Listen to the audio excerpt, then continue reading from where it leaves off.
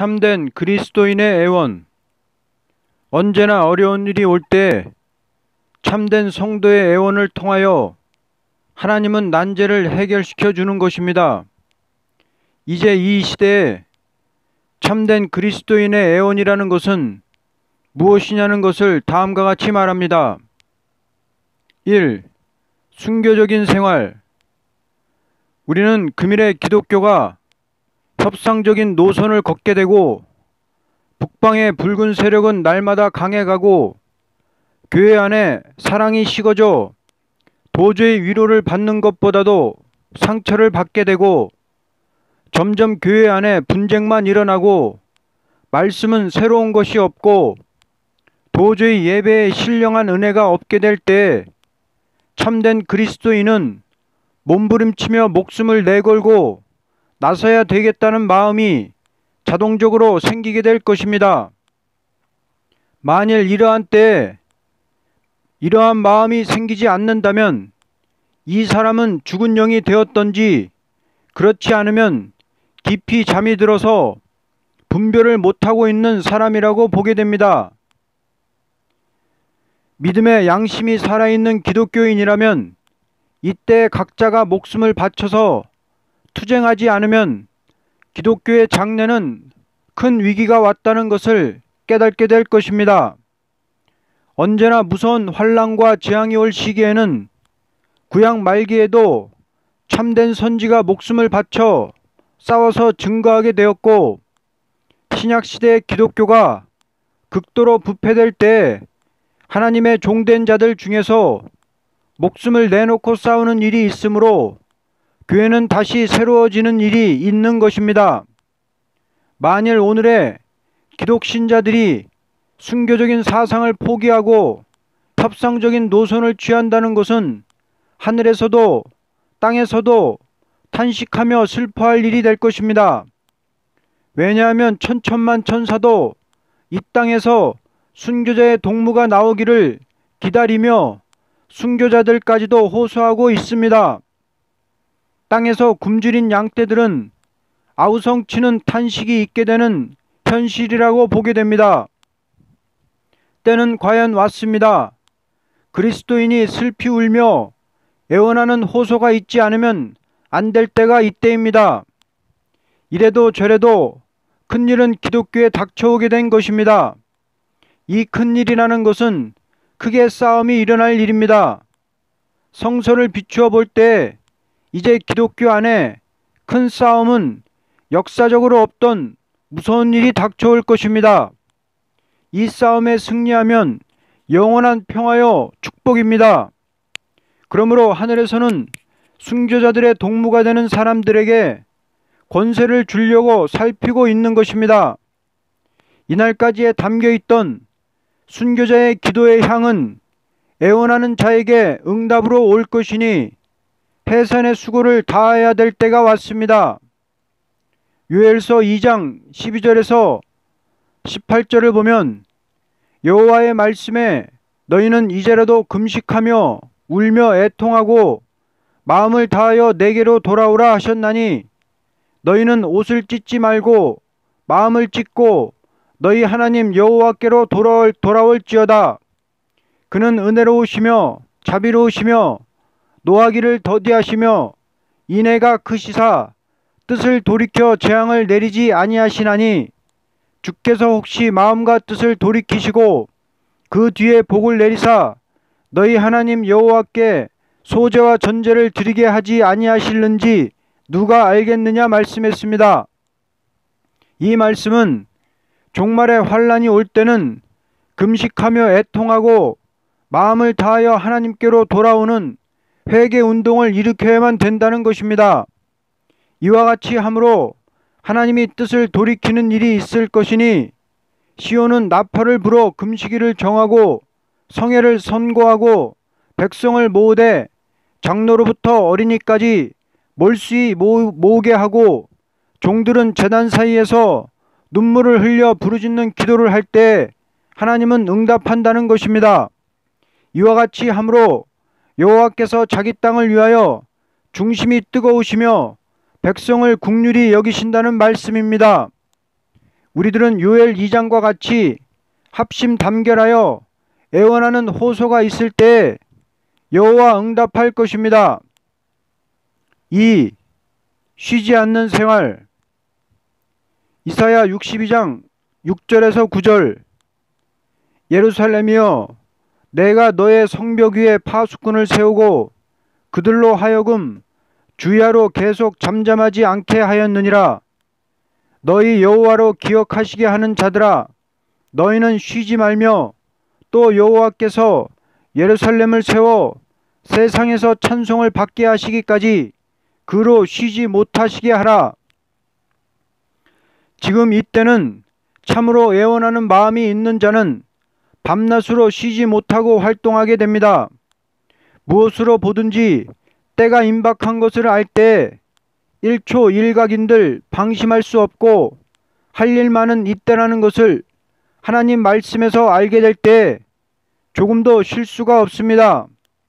이날까지 기독교에 할 일이 많았지만 금일같이 여러가지 모든 난제가 닥쳐와서 이 문제를 어떻게 해결하느냐에 대하여 여러가지로 생각할 자는 그리스도인입니다.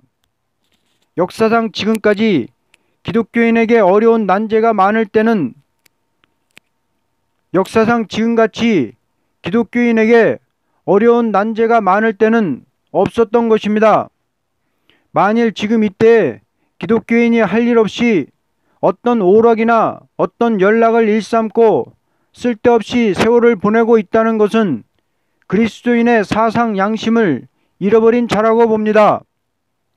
이때 할 일이 많고 갈 곳이 많고 싸울 일이 많고 깊이 기도해 볼 일이 많고 정신을 차려서 자세히 보고 자세히 듣고 하여야 할 일이 많은 때입니다. 만일 이때에 쉬지 않고 일해도 그 힘을 하나님께 받지 않으면 도저히 기독교인으로서 신앙 생명을 보존할 수 없고 심지어 육의 생활까지라도 바로 살기가 어려운 난제가 닥쳐온다고 보게 됩니다.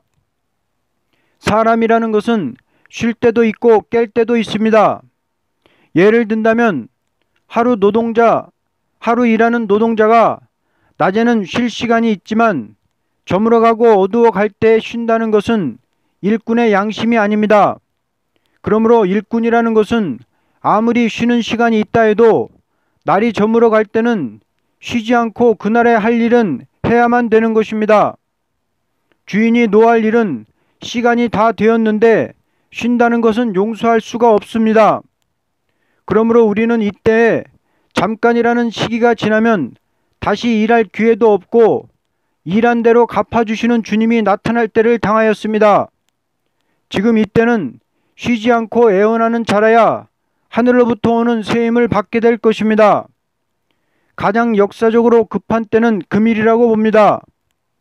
중동의 환란의 바람집을 막았다고 쉴 때가 아니고 계시록 7장 1절에서 3절을 보면 땅이나 바다나 피해를 줄 권세가 있는 내 천사에게 다른 천사가 나타나서 해돋는 편에서 살아계신 하나님의 인을 가지고 크게 외치기를 우리가 우리 하나님의 종들에게 이마에 인치기까지 땅이나 바다나 나무나 해하지 말라고 하는 광경은 금일에 우리가 마땅히 일어나서 역사할 시기라는 것을 보여준 것입니다. 그러므로 이때는 쉬지 않고 애원하는 자가 영원히 안식에 들어가서 복을 누리게 될 것입니다. 누구든지 지금 하나님과 교통하는 자라면 하나님께서 그 마음에 격동을 주어서 쉬지 못하게 할 것입니다.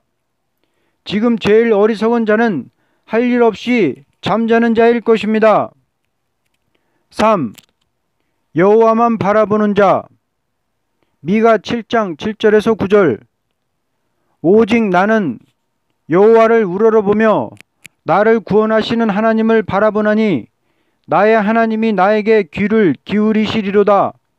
나의 대적이여 나로 말미암아 기뻐하지 말지어다. 나는 엎드러질지라도 일어날 것이요 어두운 데에 앉을지라도 여호와께서 나의 빛이 되실 것이미로다. 내가 여호와께 범죄하였으니 그의 진노를 당하려니와 마침내 주께서 나를 위하여 논쟁하시고 심판하시며 주께서 나를 인도하사 광명에 이르게 하시리니 내가 그의 공의를 보리로다. 이 말씀은 앞으로 아무도 믿을 수 없는 사회가 될 때에 참된 종은 이리도 저리도 치우치지 않고 여호와만 바라볼 때 하나님이 들으신다는 것입니다. 하나님은 이와 같은 종을 승리케 하되 엎드러질지라도 일으켜 주시고 어두운 곳에도 여호와는 빛이 되시며 인간이 약해서 범죄가 있다 하더라도 하나님은 징계를 하시면서 그를 인도하여 광명에 이르게 한다는 말씀입니다. 참으로 애원하는 자라면 사람에게 상처를 받을 필요가 없고 하나님께만 애원하는 자가 될 때 이것저것 보지 않고 하나님만 바라보게 될 것입니다. 우리에게 여러 가지로 난제가 닥쳐오는 것은 하나님만 바라보라는 것인 줄 알고 조금도 사람에게 치우치지 말고 용기 있게 하나님만 바라보며 아모스 7장 1절 이하와 같이 야곱이 미약하오니 어떻게 서리이까 하는 자라면 하나님은 피해를 당치 않도록 해준다는 것입니다. 아무 때든지 어려운 일이 올 때 하나님을 바라보고 애원하는 자에게 초인간적인 역사가 왔다는 것은 역사적으로 증명하는 사실이지만 이제 하나님만 바라보는 자에게 오는 축복은 다함이 없는 축복입니다. 그러므로 우리 그리스도인은 지금 이때 하나님만 바라보고 눈물 흘려 호소하고 돌진의 걸음을 걸어야 할 때가 왔다고 봅니다. 아무리 바로 황제가 강팍했지만 모세의 애원을 들어주시고 하나님의 백성을 구출시킨 것입니다. 우리에게 닥친 극동 난제는 가뭄과 전염병과 전쟁의 위험입니다. 이 난제가 닥쳐온 현실에 동방 땅끝 작은 반도에 남은 그리스도인들은 지금 이때를 놓치지 말고 하나님만 바라보고 애원하는 간곡한 호소가 있어야만 할 때가 왔다고 봅니다.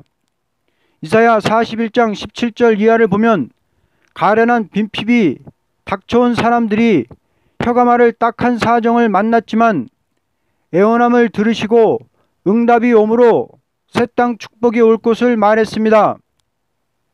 또한 시편 12편 5절에 여호와의 말씀에 가련한 자들의 눌림과 궁핍한 자들의 탄식으로 말미암아 내가 이제 일어나 그를 그가 원하는 안전한 지대에 두리라 하시도다 함과 같이 하나님께서 가장 큰 일을 행하실 때는 반드시 당신의 백성의 애원을 들으시고 역사하시겠다고 미리 약속을 세운 것이니 우리는 순교적인 생활에서 쉬지 않고 일하는 힘을 받고 여호와만을 바라보며 애원하는 하늘의 역사를 받아야 할 것입니다.